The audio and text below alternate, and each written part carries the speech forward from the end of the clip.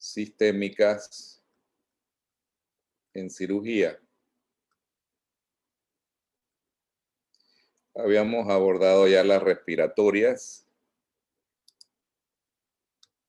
Hoy nos toca hablar sobre el resto de las complicaciones. Entre ellas, una de las más importantes, las complicaciones cardiovasculares.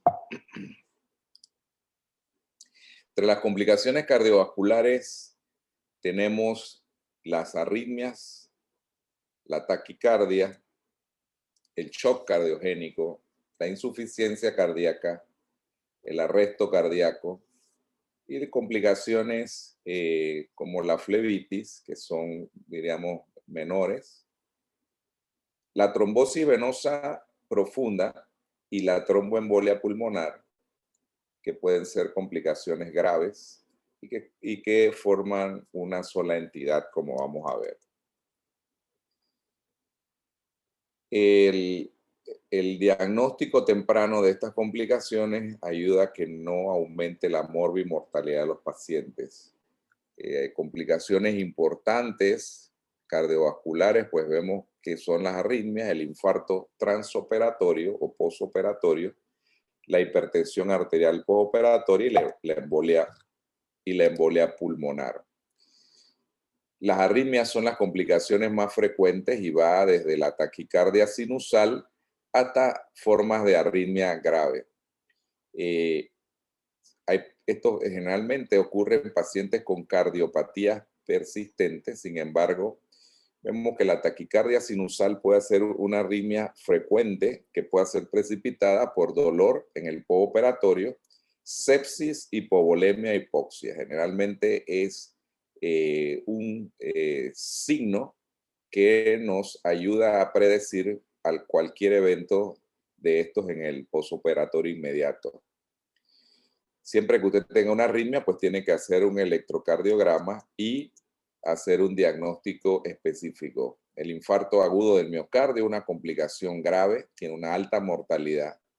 Se puede manifestar entre los 3 a 4 primeros días y conlleva, como ustedes saben, a un shock cardiogénico por insuficiencia ventricular izquierda o por arritmia. Este es un trazo de un infarto agudo del miocardio. Como pueden ustedes ver, es un infarto de cara diafragmática, donde está afectado la derivación 2, derivación 3 y ABF. La hipertensión postoperatoria se observa inmediatamente seguida a la operación. Como ustedes saben, todos los anestésicos son hipotensores y generalmente durante el transoperatorio el paciente está controlado. Sin embargo, cuando el paciente va a recuperación de anestesia, a intensivo o a la sala, y que se le pasa el efecto de la anestesia, el paciente empieza a presentar dolor. Y es esto, la hipotermia, la hipoxia o el dolor, lo que precipita la hipertensión postoperatoria. El edema pulmonar, que se ve secundario al shock cardiogénico, puede ser también producto de sobrecarga de líquidos, en el caso tal de que generalmente los anestesiólogos durante el transoperatorio necesitan mantener la presión arterial, muy probablemente por sangrado o por cualquier otra causa de hipotensión, y entonces en el postoperatorio inmediato ese paciente puede estar sobrecargado de líquidos y en algunas ocasiones llevar a edema pulmonar. La embolia pulmonar y la trombosis venosa profunda, como ustedes conocen, la triada de Virchow, descrita por un patólogo hace un par de siglos, y que trata de 3 fenómenos que pueden coincidir, como es éxtasis venoso, hipercoagulabilidad de la sangre y lesión en la pared de los vasos.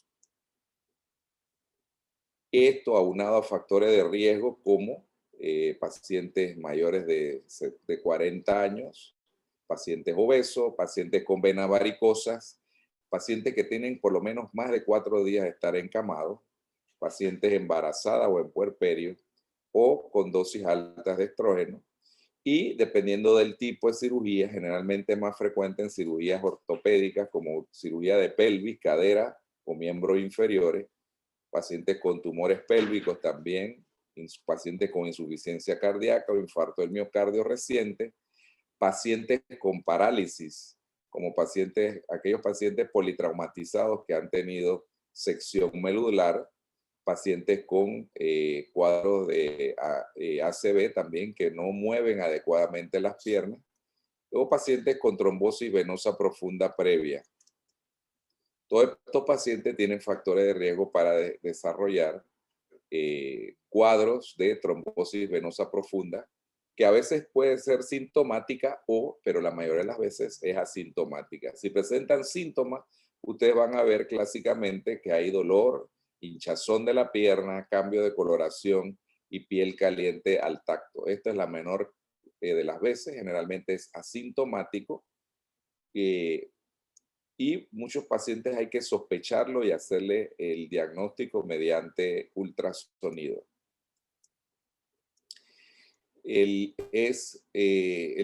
La trombosis venosa profunda y el embolismo pulmonar son dos enfermedades relacionadas o parte de una misma enfermedad.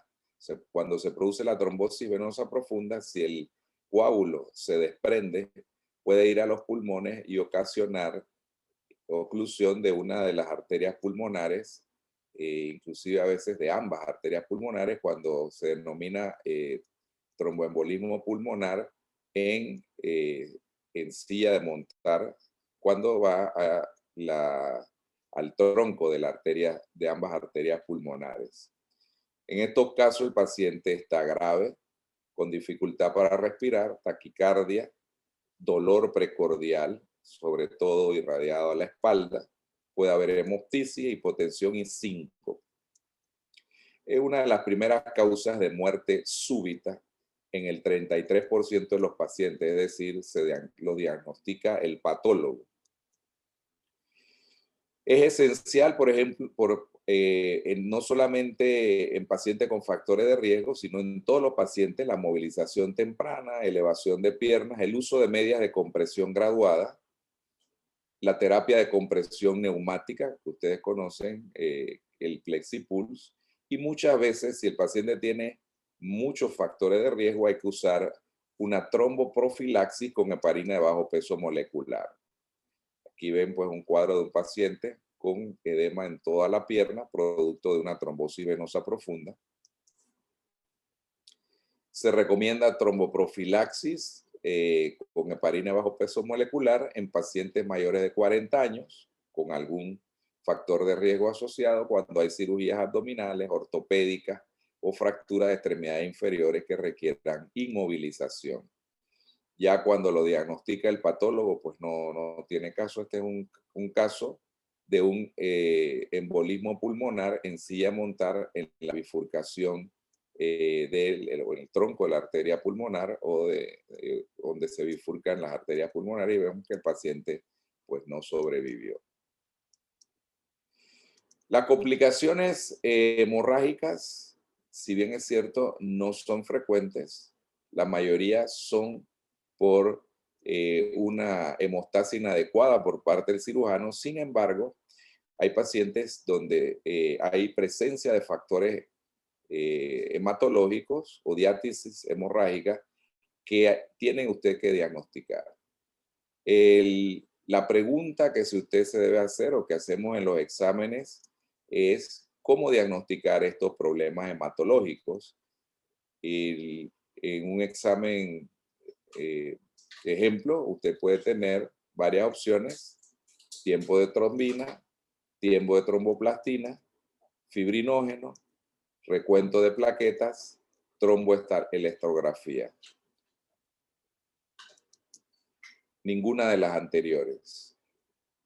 ¿Quién se atreve a ganar un par de puntos más para su grupo contestando esta?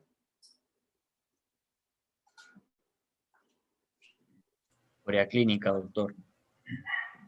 Exactamente. ¿Quién contestó? El grupo 6B, bro. Doctor, por favor. Ok. Luis Vergara contestó. Humberto, ahora me Sí. recuerda exactamente la historia clínica de estos pacientes.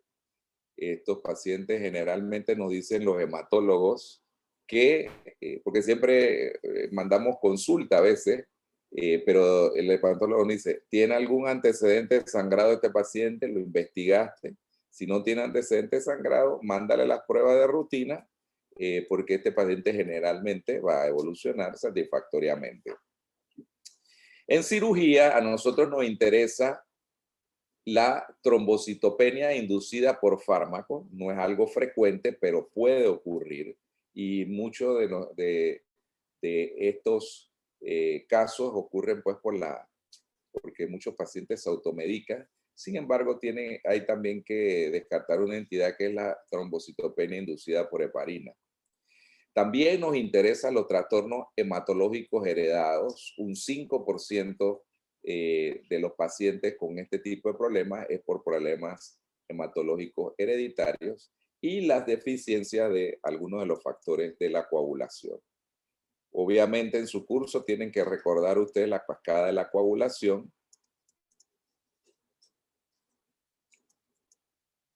Esta es una tromboelastografía que nos permite una evaluación cualitativa de las plaquetas. Realmente nosotros cuando hacemos un recuento plaquetario hacemos una evaluación cuantitativa. Sin embargo, no sabemos cuántas de esas plaquetas, el paciente puede tener una cantidad normal de plaquetas, pero no sabemos cuántas de estas plaquetas son funcionales. Y para ello es necesario hacerle una tromboelastografía. Ustedes ven diferentes patrones, patrones normales, patrones pacientes que se le ha dado heparina, pacientes trombocitopénicos con fibronolisis, hipercoagulación y malfunción de las plaquetas.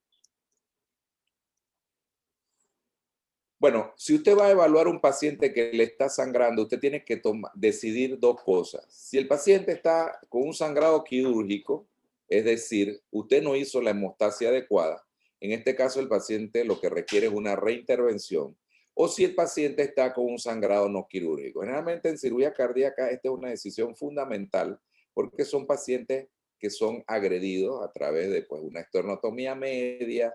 O sea, usted manipula el tórax, que es una de las áreas mucho más vascularizadas del cuerpo, y estos pacientes sangran bastante después de la operación. Y usted tiene que definir si el paciente está sangrando porque hay una arteria que usted no ligó, o si el paciente lo que tiene es un sangrado no quirúrgico.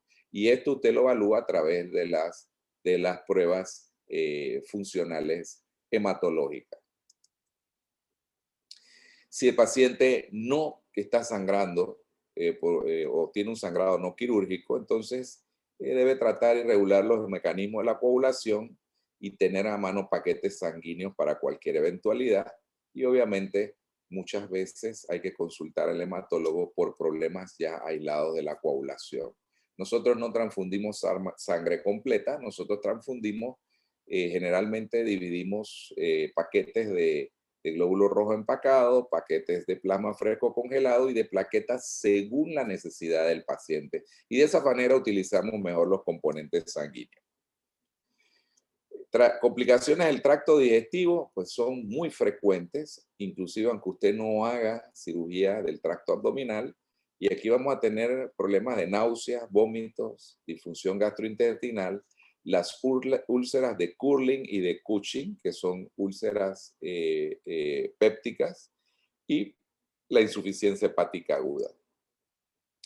La úlcera de Cushing es una úlcera de estrés, una úlcera gástrica de estrés que afecta a pacientes que han tenido una lesión del sistema nervioso central, puede ser un trauma cráneoencefálico, pueden ser únicas y profundas y con tendencia a la perforación.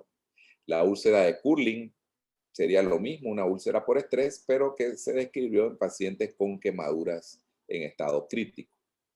Otras complicaciones gastrointestinales, pues dilatación gástrica aguda, que vamos a ver casos de eso. y vamos a algunos exámenes donde usted tiene que diagnosticar dilataciones gástricas agudas, hemorragia gastroduodenal, una complicación grave, obstrucciones intestinales, impactación fecal por dolor, cirugía proctológica o en pacientes ancianos, la diarrea por antibióticos, bastante frecuente, fístula intestinal y pancreatitis postoperatoria. Las complicaciones renales, la más frecuente es la oliguria. Generalmente ya hemos dicho que a veces se sobrecarga el paciente porque se trata de mantener la presión arterial en el periodo transoperatorio. Sin embargo, también puede ocurrir que el paciente no se le haya hecho la reposición adecuada, entonces el paciente nos cague en oliguria. Pacientes con retención urinaria, ¿cuáles consideran ustedes que pueden ser esos pacientes que hagan retención urinaria? En pacientes que se le haya operado la próstata. Pacientes que se le haya operado la próstata, pues ya uno lo está buscando. Pero si usted opera a un masculino de mayor de 60 años, usted debe sospechar, si lo opera inclusive por una hernia, que ese paciente, que muy probablemente viene del interior, nunca le han metido el dedo para examinarle la próstata, entonces ese paciente puede tener una hiperplasia prostática y le haga una retención urinaria aguda. Desequilibrios hidroelectrolíticos, insuficiencia renal. Retención urinaria más frecuente, pues es varones mayores de 50 años. Los anestésicos de acción prolongada afectan ante la presencia de una adenoma de próstata la retención urinaria. En estos pacientes usted entonces debe colocarle una sonda Foley. Hay algunos que colocan una sonda Nelaton, que es la rojita que ustedes ven y que se coloca, no es a permanencia, es la que se usa en las embarazadas, a veces que se produce una retención urinaria en la embarazada y no se deja allí, pero a veces estos pacientes, si usted, paciente masculino, y tiene un adenoma de próstata y hizo una retención urinaria, lo mejor es que le deje una Foley y después llame a urología, porque si usted se la quita, muy probablemente vuelve a hacerle una retención urinaria. La insuficiencia renal aguda, como van a ver hoy en la clase, creo que también, o si no sé, ayer vieron electrolitos con el doctor Vega. Creo que No. fue ayer. Ah, es hoy. Ok, insuficiencia renal aguda se define por el flujo urinario de menos de 0.5 miligramos por kilo por hora o menos de 35 mililitros por hora. Es prerrenal, generalmente, producto de hipovolemia, respuesta al dolor y a veces pacientes con falla cardíaca. Es renal si ya se produce la necrosis tubular aguda y eso ocurre generalmente por algunos medicamentos, por hemoglobinuria o mioglobinuria en pacientes politraumatizados severos. Y es por renal pacientes con prostatismo o cuando a veces en cirugía oncológica inadvertidamente se le ha ligado los uréteres. Complicaciones neurológicas. Tenemos la psicosis y el delirio postoperatorio, pacientes que han tenido alteración prolongada de la conciencia, pacientes que han estado intubados por mucho tiempo después de una cirugía compleja, o pacientes que han convulsionado transoperatoriamente. En 1987, la Asociación de Psiquiatría Americana definió el delirio perioperatorio como un síndrome cerebral orgánico con alteración de la atención, memoria, orientación, percepción y ciclo vigilia-sueño. Estos casos deben ser diagnosticados en el transoperatorio o el posoperatorio de 30 días porque son pacientes que no pueden ser regresados a sus labores normales. Bueno, vamos a darle algunas perlas, como habíamos dicho. Signos y síntomas que ustedes ven en las complicaciones, por ejemplo, la fiebre está asociada, como ya habíamos dicho, a la telectasia, a las infecciones, a reacción post-transfusión, drogas o tromboflebitis. Usted tiene que pensar en estas entidades cuando usted ve fiebre postoperatoria. Taquicardia y ansiedad está asociada a hipovolemia. Disnea está asociada a hipoxemia, arritmias cardíacas, sepsis o dolor. La fiebre es el síntoma más frecuente, puede tener muchas causas y requiere una exploración minuciosa, sobre todo historia clínica del paciente, catéteres que tiene puestos, heridas, buscar las heridas, buscar los fármacos que recibe. Las infecciones preoperatorias no diagnosticadas, por ejemplo, infecciones de vías urinarias. Recordar que atelectasia es la causa más frecuente de fiebre a las 24 horas y la infección de herida no aparece sino hasta el 5º al 10º día postoperatorio. Tromboflebitis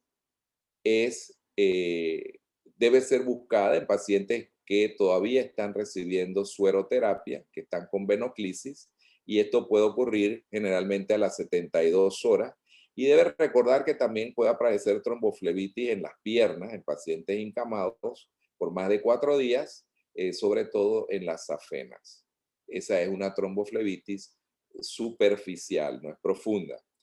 La parotiditis supurativa, hay ciertas entidades, cirugía de cabeza y cuello, pero puede aparecer en cualquier paciente, pero la fecha es hacia el 14, a los días 14. Y la fiebre no infecciosa, que puede ser por trombosis venosa profunda, pancreatitis postoperatoria, crisis tiroidea o hipertermia maligna, que es un tema que escapa al desarrollo del curso y que alguno probablemente lo va a desarrollar en un slideshare. La 5W de la fiebre postoperatoria deriva de la terminología anglosajona. La primera W es wound, herida, y nos hace referencia a infección.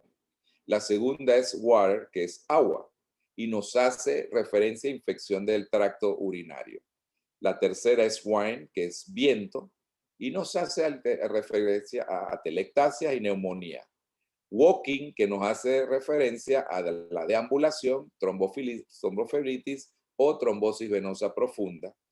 Wonder o wonderful drugs, a drogas y fiebres farmacológicas, especialmente ciertos antibióticos como la cefalosporina, que producen después de 5, 6, 7 días, uno no sabe por qué el paciente tiene fiebre y está recibiendo cefalosporina, uno la omite y ya ve que desaparece la fiebre del paciente.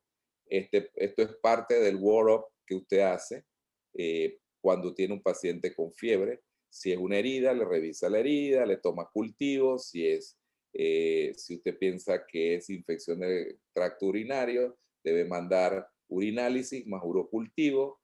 Tiene que mandar radiografías para las atelectasias, tiene que revisarle las piernas al paciente o mandar un ultrasonido de miembro inferior si sospecha tromboflebitis o trombosis venosa profunda.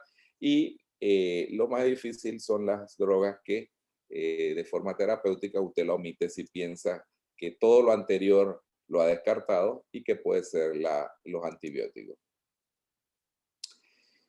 Ok, la finalidad el tratamiento de las arritmias cardíacas es conseguir una frecuencia ventricular entre 60 y 100 latidos por minuto. Si el paciente tiene más de 100, entonces estamos hablando de una taquicardia. Si el paciente tiene menos de 60, de una bradicardia. Ambas afectan la evolución postoperatoria. Doctor, una pregunta. Bueno, anteriormente, en el caso de la fiebre que se sospecha por una droga, una vez esta se retire, ¿cómo cuánto tiempo puede pasar hasta que la fiebre desaparezca? Y bueno, nos confirme que fue por la droga. Así que inmediatamente. Acuérdese que los medicamentos usted mide la cantidad de dosis en 24 horas, ¿verdad? O sea, usted divide las dosis dependiendo de la vida media. Generalmente, si un medicamento como una cefalosporina que tiene vida media entre 6 a 8 horas, usted generalmente ya, una que tenga vida media a las 6 horas, muy probablemente usted antes de las 12 horas ya va a tener ese efecto, a ver que la paciente deja de tener fiebre. Cuanto a los pulsos periféricos, pues es importante en el examen clínico que usted, si palpa pulso radial, por lo menos tiene 80 milímetros de presión sistólica. Si usted palpa un pulso femoral, tiene por lo menos 70 milímetros de mercurio y un pulso carotidio 60 milímetros de mercurio. Generalmente uno lo hace a la inversa. Si usted tiene un paciente que está chocado o en paro, usted busca el carotidio. Si palpa el carotidio, le busca el femoral. Y si palpa el femoral, entonces busca el radial. Si usted palpa el radial, el paciente realmente no está en problemas. Complicaciones de la terapia, esto lo olvidamos mucho y hay que tenerlo en cuenta. Hematomas, esto es relacionado con enfermería. Flebitis, flebitis séptica. Flebitis, usted ve enrojecido los cordones, sobre todo en los brazos, pero flebitis séptica ya usted, cuando ve enrojecido el cordón y retira la aguja, usted va a ver la salida de pus. ¿Okay? Infección local, embolismo de aire, es importante evitar esto. A veces usted ve que enfermeras que a veces drenan y va el aire. Usted drena el aire y después colóquelo, pero ese la coloca y el aire se drena en el torrente sanguíneo del paciente. ¿Cuándo usted podría tener un problema grave? En ese caso, que está haciendo una embolia aérea por el sistema venoso.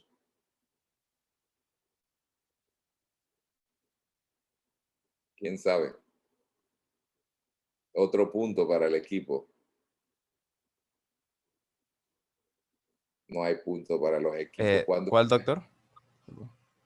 Cuando usted tiene una embolia aérea por el sistema venoso, pero que puede ser grave para ese paciente. Por ejemplo, puede desarrollar un ACV. La flebotomía. Cuando usted tiene una comunicación interauricular patente, un foramen oval permeable, eso, hay pacientes que tienen eso. Y entonces el aire pasa del circuito derecho al izquierdo y produce un embolismo arterial agudo cerebral, perdón, un embolismo aéreo.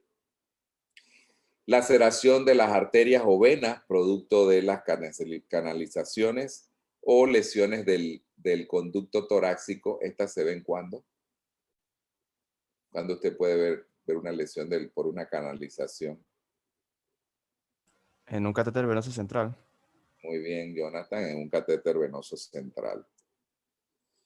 En el postoperatorio es importante tener estas consideraciones. Si usted sigue en estas reglas, su paciente va a evolucionar bien. Movilización temprana, cuidados respiratorios adecuados y equilibrio cuidadoso de líquidos y electrolitos.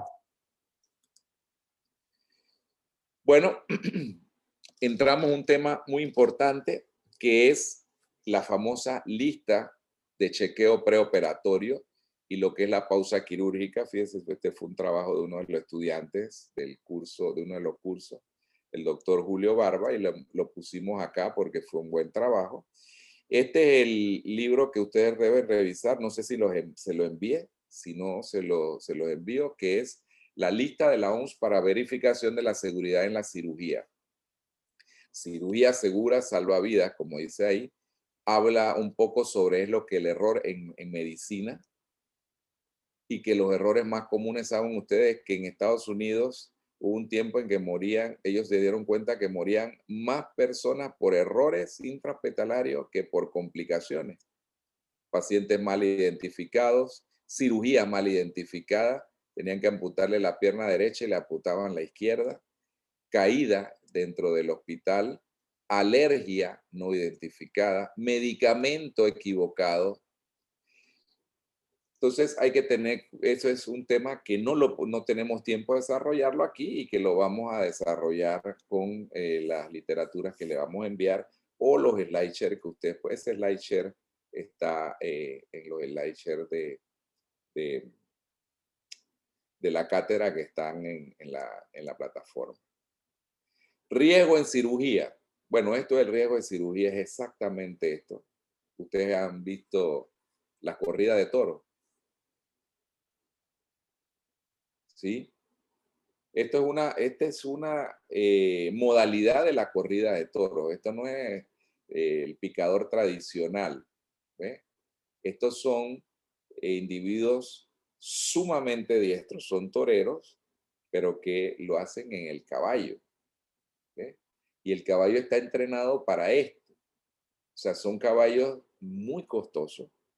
Y este caballo, cuando el toro se acerca, él deja que se acerque, pero en el momento en que el toro lo va a cornear, justo a milímetros, el caballo sale galopando. Es imposible que lo corren. ¿Has visto este tipo de faena? Es lindísima. Lo malo de esta faena es que el toro muere igual. ¿Sí? Pero es lindísimo cómo esto ocurre. Fíjense que el caballo no tiene ninguna protección, ni el torero que va arriba tampoco. Entonces eso es lo mismo que hacemos en cirugía. Y se define como riesgo quirúrgico la suma de las anormalidades en todos los sistemas orgánicos y las interacciones que determinan el resultado de una intervención. Es decir, pues el riesgo es toda posibilidad que algo negativo o inesperado suceda. En cirugía se define como la probabilidad de sufrir complicaciones o muerte como consecuencia del acto quirúrgico, que es algo que nadie quiere, pero que sucede. Factores ligados al riesgo quirúrgico, obviamente la edad, la obesidad, la desnutrición, la situación inmunológica del paciente. En fin, mira que siempre seguimos enfermo diabético. En los tiempos antes, no era mi generación, tal vez mi generación tuvo como ahí cerca, también se hablaban de las dos enfermedades proteanas. Ustedes saben quién fue Proteus, un dios de la mitología que tenía formas muy cambiantes. Entonces, habían enfermedades que tenían esto, como la sífilis y la tuberculosis, que tienen todo tipo de manifestaciones. Yo como cirujano torácico muy poco operé manifestaciones de tuberculosis torácica, afectaba las vértebras.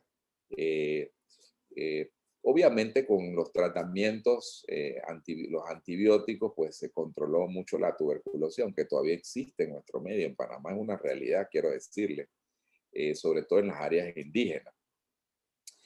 Y a veces, pues, estos tipos de enfermedades las teníamos más en cuenta. Ahora todo cambió a las enfermedades metabólicas. Como dice nuestro decano, en la sindemia en la que estamos. No estamos en una pandemia, estamos envueltos en una sindemia. Y yo en mi especialidad lo veo mucho más. Veo COVID, veo mucho COVID, pero veo los pacientes que no tienen COVID que están muriendo también, que son los pacientes con diabetes y hipertensión arterial, que son las pandemias metabólicas de nuestro tiempo. Pacientes con patología cardiovascular, respiratoria, renal o hepática, obviamente tienen afectado el riesgo quirúrgico. Hay cosas que son obvias. La ingesta habitual de alcohol en un paciente supone daño hepático y este paciente va a tener una respuesta normal a la cirugía, a las medicaciones y a la anestesia. Pacientes fumadores se asocian a mayor incidencia de problemas cardiovasculares respiratorios a causa pues de la inhibición del movimiento ciliar del epitelio respiratorio. Esos pacientes se complican mucho más que el resto de los pacientes. Y factores dependiendo del proceso, si es un trauma, si es proceso de neoplásico, inflamatorio, infeccioso, degenerativo, o dependiendo del órgano afectado. Factores relacionados con la anestesia, el tipo de anestésicos, factores quirúrgicos, si no es lo mismo una intervención programada que permite preparación que una intervención urgente, tiene más riesgo la urgente, la posición en que se opera, la incisión, el lugar, el tamaño, la técnica, si usted puede resecar todo el producto de la enfermedad, ya sea un tumor, si es derivativa porque no puede ser resección, o si es funcional, si tiene que colocar drenaje, el cirujano. La experiencia del cirujano, no es lo mismo que espera un cirujano recién graduado que un cirujano que tenga 30 años ya de estar operando.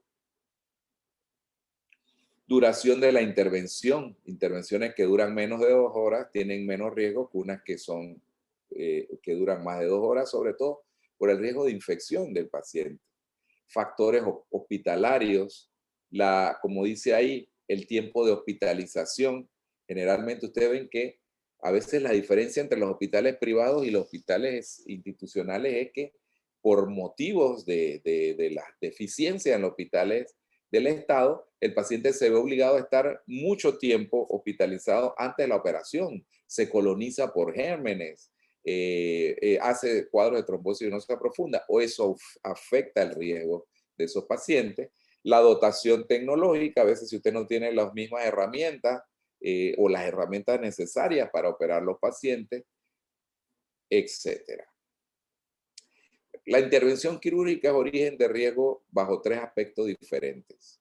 Esto es fundamental: la anestesia, el acto quirúrgico en sí y la dotación hospitalaria. Los 3 funcionan relacionados y conllevan a que haya un éxito o un fracaso en la cirugía. Y eso conlleva obviamente en que usted, si somete a un paciente en esa institución, va a tener un mayor riesgo que en otra institución. Esta es la diferencia. Tú dices, bueno, la Cleveland Clinic es la número 1 en cirugía cardiovascular en el mundo. Entonces, ¿qué ocurre allí? Que ellos han llegado a una correcta interacción entre estos 3 factores. El riesgo anestésico es importante. Ustedes ven que la actividad de los agentes anestésicos, cualquier proceso que altere su farmacodinámica, elevará los riesgos, su acción sobre el sistema nervioso central, deprimiéndolo, y sobre los sistemas circulatorios y respiratorios. Hay anestésicos inhalados, por ejemplo, que deprimen el sistema circulatorio y que no son buenos cuando el paciente tiene además un factor de riesgo cardiovascular. Sobre el sistema vascular da lugar al descenso de la resistencia periférica y la presión. La cirugía urgente conlleva mayor morbimortalidad que la programada. La técnica quirúrgica es un factor fundamental en función de la destrucción tisular, de la hemorragia y la manipulación de los tejidos. El cirujano que destruye el tejido porque diseca con los dedos en vez de disecar con los instrumentos, o desgarra, o produce mayor hemorragia, pero no hace la hemostasia adecuada, mayor tiempo manipulando innecesariamente los tejidos, todo eso conlleva mayor riesgo. Y como habíamos dicho, pues si usted puede resecar toda la patología, la evolución va a ser mayor que si solamente es derivativa. La importancia, como dice ahí, y la situación del cirujano, su experiencia. Fíjense todo lo que afecta al cirujano: su experiencia, su habilidad, su grado de preparación, su cansancio, las emociones. Si ese día peleó con la esposa en la casa antes de ir, va alterado y a lo mejor comete errores que no lo haría en otro tipo de condiciones. Y finalmente la dotación hospitalaria, el aparataje, las instalaciones, la existencia de unidades de cuidado postoperatorio. Cuando hice ustedes ven que en la foto que les puse, cuando yo hice la primera operación de cirugía cardíaca en el Hospital Santo Tomás, el paciente se recuperó en una unidad pequeñita de 6 camas que era de cuidados de recuperación de anestesia. Cuando yo mencioné donde me entrené que había hecho eso, me dijeron que yo estaba loco. Pero bueno, no había otras opciones en ese momento, era o sí, ¿no? Pero definitivamente que los resultados son mejores donde usted tenga las condiciones de que amerita el tipo de cirugía que usted está realizando. Y esto pues un gráfico que es cierto, ¿no? Generalmente el gobierno muchas veces nos vende situaciones a los médicos y a la población, donde trata de convencernos que las políticas de recorte de presupuesto pues no van a incidir en la salud, y nosotros debemos estar claros que esto es completamente falso. Bueno, la valoración del riesgo, usted la puede hacer subjetiva. Bueno, por lo menos yo sé que si no tengo una unidad de cuidado intensivo, puede ser que yo piense, no, voy a tener que poner más de mi parte porque es mayor riesgo operar ese paciente. Y depende de la experiencia del examinador. su utilidad real puede ser limitada, ya que el paciente puede tener enfermedades ocultas que los estudios preoperatorios no identifican. Para nosotros hacer una valoración objetiva, debemos dar un número a cada uno de los hallazgos clínicos.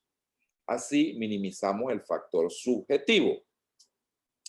El método Apache, que es las siglas de la Acute Physiology and Chronic Health Evaluation, y que fue desarrollado por Naus, puede ser considerado como un método objetivo. El sistema de evaluación de Apache, pues Apache, este es el Apache que se me interpone aquí, este es el Apache 2, que el que se usa es una modificación. Se cuantifican 12 parámetros determinados en las primeras 24 horas. Creo que alguien agarró este sistema y vamos a ver el slide share para ver qué nos dice lo nuevo de esto.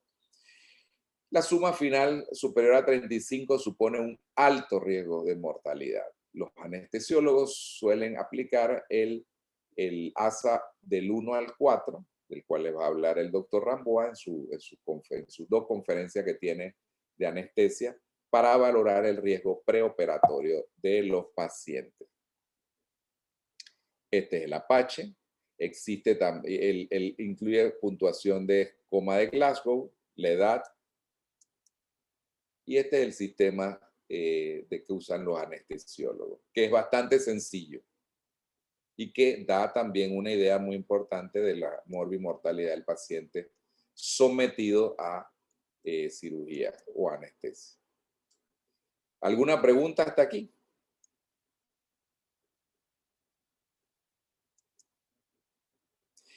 Bueno, yo les envié, por motivos de tiempo, obviamente este es un semestre en que queremos hacer muchas cosas y que tenemos muy poco tiempo.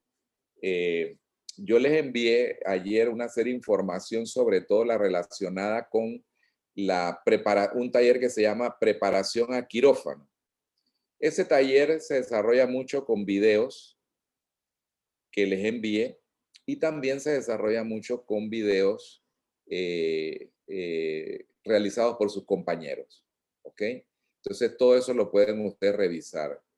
No vamos a hacer ese taller, no vamos a entrar a discutir ese taller. El próximo taller, estoy preparando algo nuevo para el próximo taller, que sería el próximo lunes. Es algo que es dependiente, como el riesgo, de ciertas cosas. Y no les quiero hablar mucho de eso. Voy a presentarles un video que yo considero sensacional la primera vez que lo vi, y que este video nos dice que las complicaciones, sobre todo en especialidades como la quirúrgica, la de anestesia, o cualquier que implique trabajo manual, depende precisamente de las manos que la realizan. Así que vamos a ver ese video.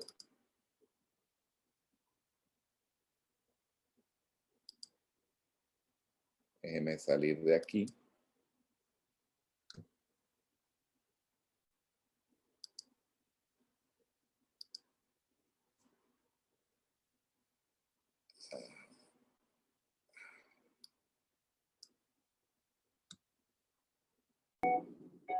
Sí, doctor. Sí, se ve. Ok, perfecto. El doctor Michael Bailing, como dice ahí, es el jefe del departamento de anestesia en un hospital con el Mass General en Boston. Él va a demostrar la cricotiroidectomía, como dice, despierta, y la de aguja y la I would like this intubación video to throw some light on late endotraqueal. oral endotracheal intubation. There are many situations where an awake intubation is a useful technique, or perhaps even a standard of care. For example, a patient with angioedema affecting the upper airway may benefit from an intubation performed awake. Administering a syringe of propofol or etomidate will cause unconsciousness and may aggravate airway obstruction and certainly leave the airway unprotected. Administering muscle relaxant will stop spontaneous breathing. And as a practicing anesthesiologist, I always consider keeping someone awake and breathing as a priority and the possible plan A. Este hospital es un monstruo.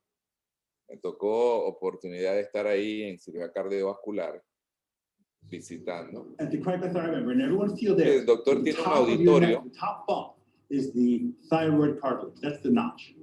Él And está then when you come diciendo down a little bit, dónde se you're debe gonna- hacer before la you get to the cricoid cricotiroidotomía. cartilage, you're going to get to the cricothyroid membrane. Nothing's there. I do it every year. Pero lo que los So, estudiantes no saben es que el residente de él se lo va a hacer a él.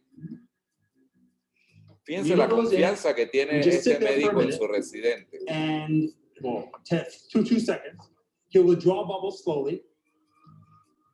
Las burbujas indican que ya cayó en la tráquea. And then just get the 3 cc's in and pull out.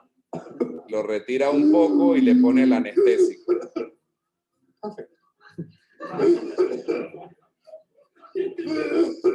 Yeah, because you want to spread it around the trachea.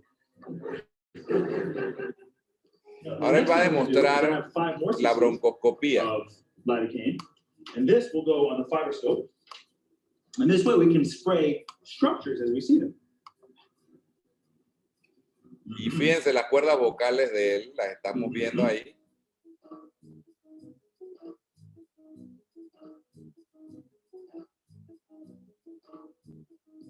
Y él va a pasar a través de las cuerdas vocales con el broncoscopio.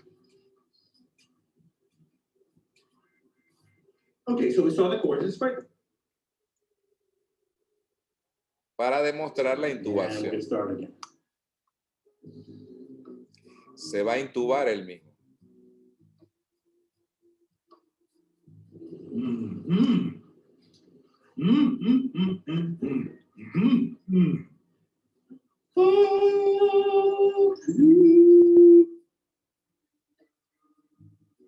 Fíjense que existen ciertas letras que abren las cuerdas vocales y permiten que él entre sin dañar las cuerdas vocales. Y ya entró, está en ahí justo se ve la carina. O sea que él está intubado.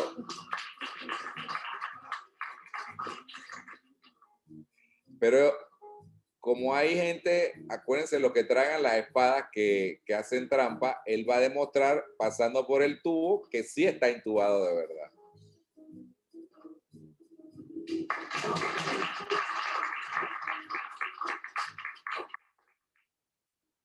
The point behind this is that awake intubations can be done right in front of your eyes. It was nothing magical today.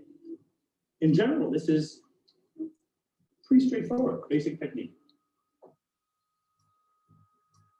Ok.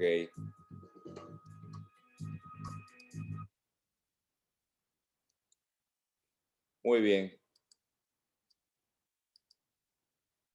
Y esto es una enseñanza de un maestro, ¿no? En la cual vemos que podemos conseguir todo con el entrenamiento. Esto indica sacrificio, horas de práctica, amor por la profesión, amor por los pacientes. Nada es imposible en este mundo si uno se lo propone. Y ese es un mensaje con el cual los dejo hoy, porque tengo que ir a atender un par de pacientes graves al Santo Tomás, de que 64 médicos, que estoy seguro que si se lo proponen, van a cumplir su sueño de ser médicos en las especialidades que ustedes elijan. Pero eso tiene que ser con esfuerzo, con sacrificio, con trabajo. Nada es gratis en esta vida. Así que bueno, yo con esto los dejo.